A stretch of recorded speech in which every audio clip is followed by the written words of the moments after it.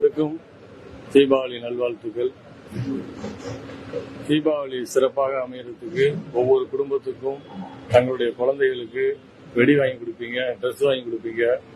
அந்த ட்ரெஸ், அந்த வெடிக்கணுங்கிற மெத்தடு உங்களை அறியாம அந்த குழந்தைங்க அவங்க கண்ணு முன்னாடி வெடிக்கிறத நீங்க முதல்ல பாதுகாக்கணும்.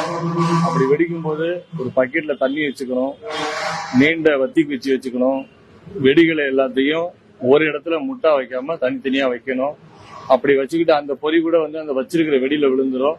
பாதுகாப்பா வெடிக்கிறதுக்கு முன்னாடி அந்த குழந்தைகளுக்கு எப்படிங்கறத நீங்க சொல்லி கொடுத்து வெடிக்க வைக்கணும். உங்க கண் முன்னாடி வெடிக்கிறது ரொம்ப நல்லது.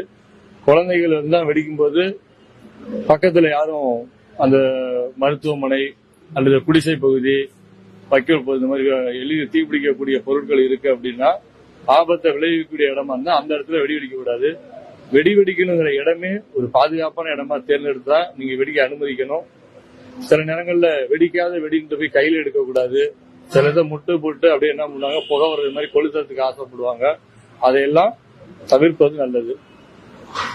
இனிய தீபாவளி ஆகணும்னாக்கா நீங்க வாங்கிட்டு போற வெடியெல்லாம் கூட டூ வீலர்ல கொண்டு போறது மிக தவறு.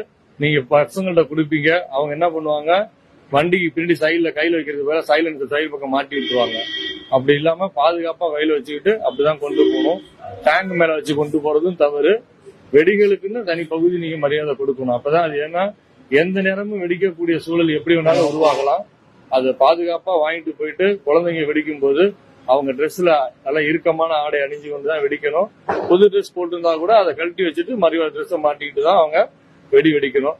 அப்படி வெடிச்சேன்னாக்கா நாம இனிமையான தீபாவளி, இனிப்பான தீபாவளி, சிறப்பான தீபாவளி அமையும்.